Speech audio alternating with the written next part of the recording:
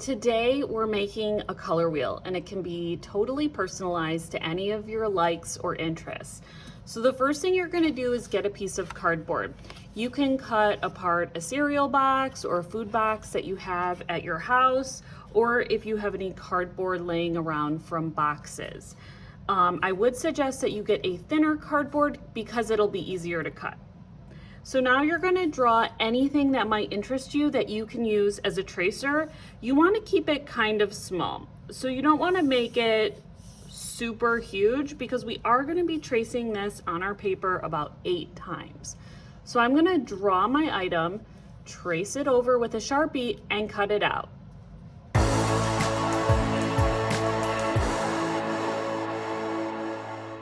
I have my tracer here, and what I want to do is I want to trace my tracer in a circle about 8 times going around my paper.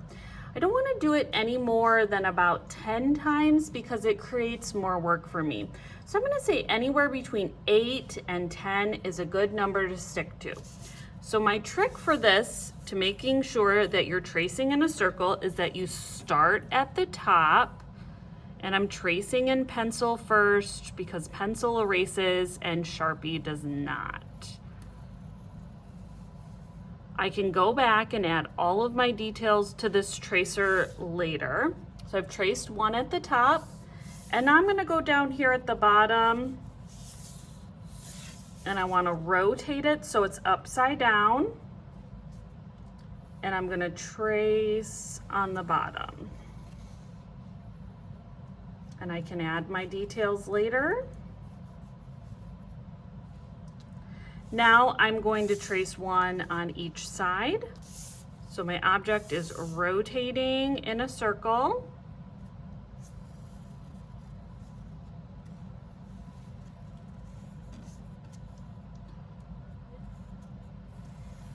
And one more time over here. Once it's traced here, then I can fill in my empty spots, and voila, I've traced it 8 times in a circle, and they're evenly spaced. Once they're traced, I'm going to add the detail on my tracer to all my objects on my paper, and then trace over with a Sharpie.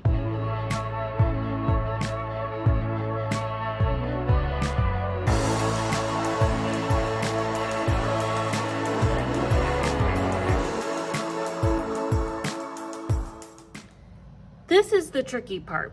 So you want to go in and label your objects so that they are in the correct color wheel order. This is the color wheel order. We are including every single color in the square shapes. They are the primary colors of red, blue, and yellow, and the secondary colors of orange, green, and violet, which is another name for purple. So we have more than 6 here. And there are not 2 colors between red and violet. There's only one. So we have to plan ahead. So I know that I need to include red. So I'm going to label this one at the top red. And then I'm going to label the one next to it orange. And the next one next to that yellow. I know I need to include 2 extra colors. Those are the colors inside the circles, and there are 6 of them. You can pick whichever circle colors, which are called tertiary colors, and they have 2 names. You can include whichever ones you want. You don't have to include the ones that I'm including. So I'm going to include yellow-green on mine, and that color is between yellow and green. So that means that this has to be green. And then on the next one is going to be blue. And then the next one's going to be violet. And that leaves one left over between red and violet, and it has to be red-violet. I recommend labeling before you move on to the coloring section, just so that you know they are in the correct color wheel order before you start coloring. All set up to start painting my color wheel. If you don't have paints, you can use colored pencil, crayon, or marker for this activity. I'm going to wake up my colors a bit because they're very dry. And I'm going to be painting my entire symbol the color of the color wheel that I've labeled. So this is red, so I'm going to be painting this section all red to represent red in the color wheel. Now that I have one of my primary colors painted, I'm moving on to a tertiary color. This color is red violet. Now, if you don't have this color in your paint palette, you can mix it all on your own. So what you're gonna do is you're going to put a bit of red in here, clean off your brush, and add violet.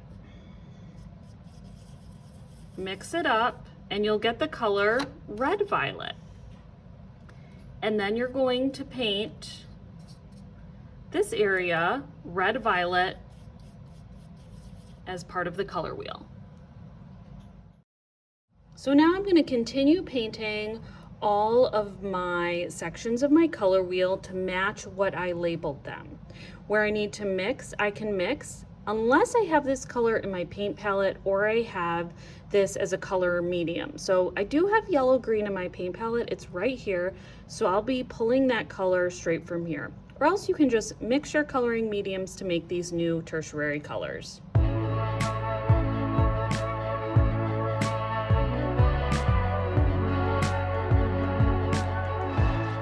Here is my finished color wheel, artists.